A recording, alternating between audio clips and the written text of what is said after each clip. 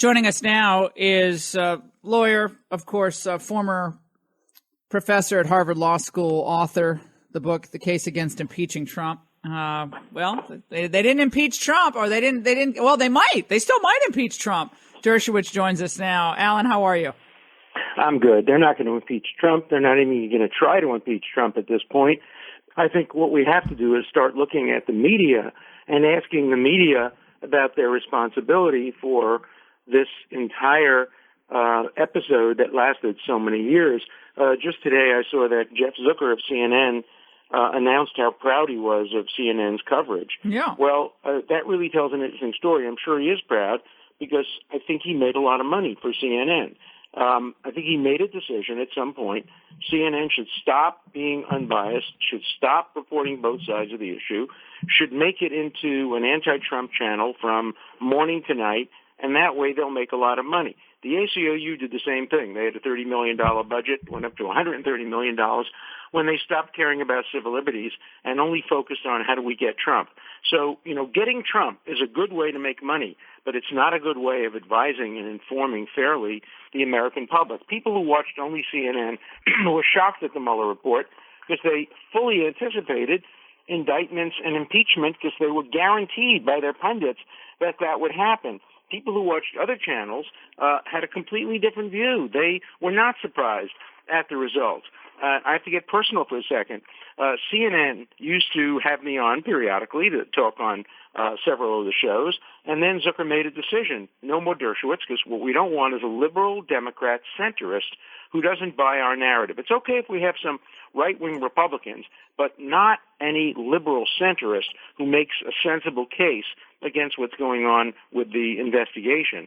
So I was basically banned for the last 8 months from CNN, and the viewers were denied an opportunity to hear all sides of the issue. Alan, the disturbing thing about all of this is that there was so much in the way of collateral damage in this investigation. There were 500 people interviewed, most of those hired attorneys. Most of them don't have a lot of money. Enormous anxiety, travel expenses, all the speculation. If you were interviewed by Mueller, there was a good chance that your reputation was dragged through the mud because you happened to be caught up in this in one way or another. You had these minor figures like George Papadopoulos. Like, he became the subject of hours and hours and hours of coverage on MSNBC and CNN. And in the end, there is a big goose egg on the primo target that they had. No, I agree with that. And, I think of Jared Kushner and other members of the family who were also brought into this thing, and they and their family suffered. They had to spend a lot of time with lawyers, and it turned out, there was no evidence whatsoever of any coordination between the campaign and Russia. Look, Russia tried to influence the election, and there should have been an independent, nonpartisan expert commission appointed to look at efforts by Russia to influence the election. That would have been a useful thing to do, an open inquiry, not behind the closed doors, without finger pointing, but that didn't happen. What happened instead was, let's get Trump. Let's get Trump all the time, every minute. And that misled and deceived the American public and created an opportunity for the Democrats to score political points. I think it backfired for the most part.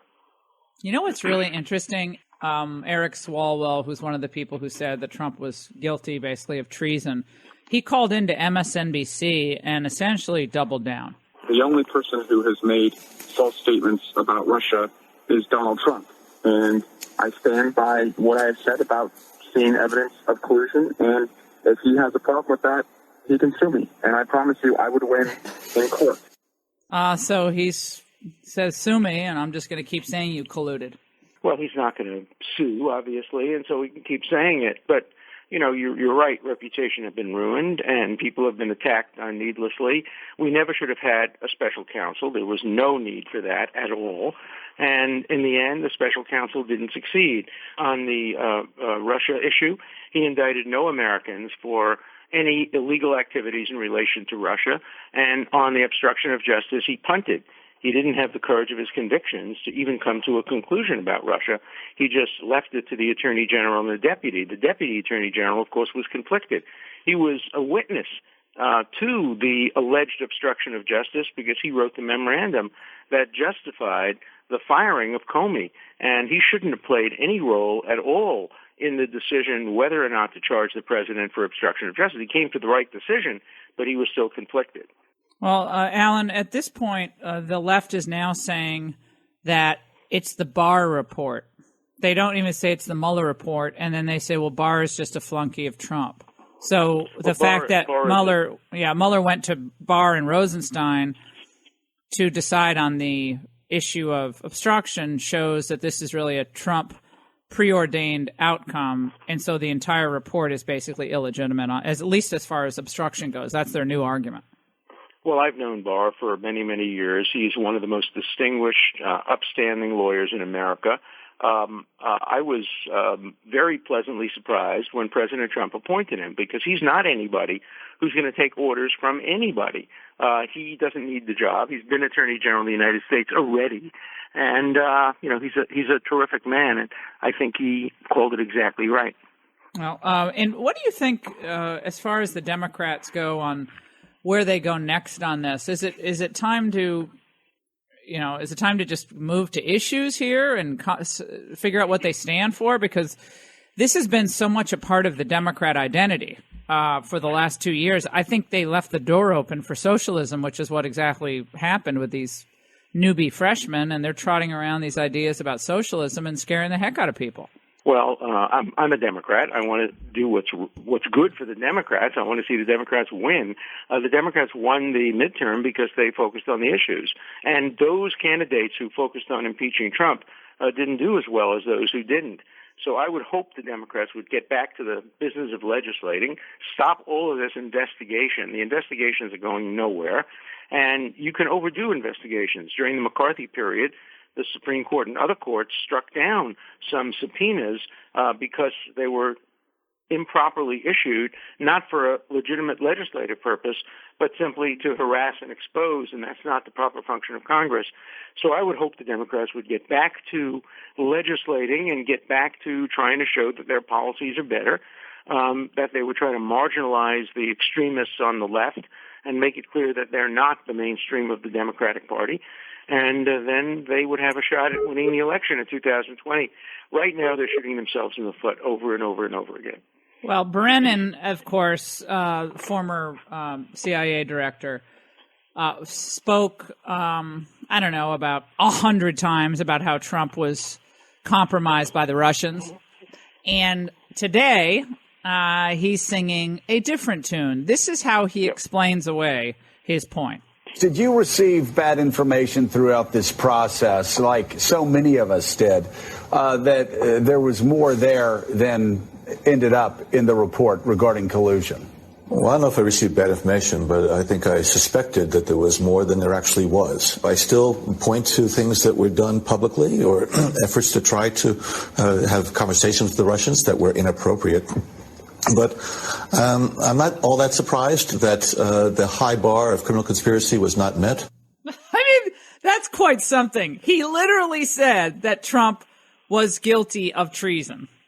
And now it's, he might have behaved inappropriately. And we're all supposed to just forgive and forget. I'm sorry. Well, the worst part of it is he says he got bad information. He was the conveyor of the bad information. He and the person who were questioning him were on television all the time giving the rest of us bad information. And because it comes from the recent former head of the CIA, everybody credits it. He must know. He has sources. He was there. He knows the secrets. So that's what's wrong with people who were former directors of the CIA and the FBI getting on television as talking heads. We give too much credit to their conclusions because we think they know things we don't know. It turned out we knew things they didn't know. I've been right from day one on this. I said there'd be no evidence of any collusion and that constitutionally obstruction of justice would not be possible for the president exercising his authority under Article 2, and people didn't listen to me. People didn't want to hear that. They wanted to hear he was guilty. So wishful thinking substituted for careful analysis, And I think the wishful thinkers now have to apologize to the people that they misled. Alan, at this point, the Democrats are not giving up on these hearings. Jerry Nadler says he's going to continue. He's going to press on. Some of the newbie freshmen, like Congresswoman Tlaib, saying she will absolutely keep the banner of impeachment flying over the Democrat Party. That statement was put out last night. Where does that leave the Democrats today? If the energy in their party is saying impeach, Maxine Waters, others saying the same thing, then how do you just, as a party like Schumer and these guys and Pelosi, how do they just dismiss those energetic forces within the party? But people like Schumer and Pelosi have a real problem today because they want to encourage young people to join the party. They understand they have new young members of Congress who appeal to a lot of people who previously didn't vote. They don't want to lose them, but they don't want them to have much influence in the party because they don't want to run on a socialist, anti-Israel, other kind of ticket. So they're trying to handle it in a nuanced way, and they're not succeeding. Their refusal to accept a resolution condemning anti-Semitism backfired on them, and I think will continue to backfire on them.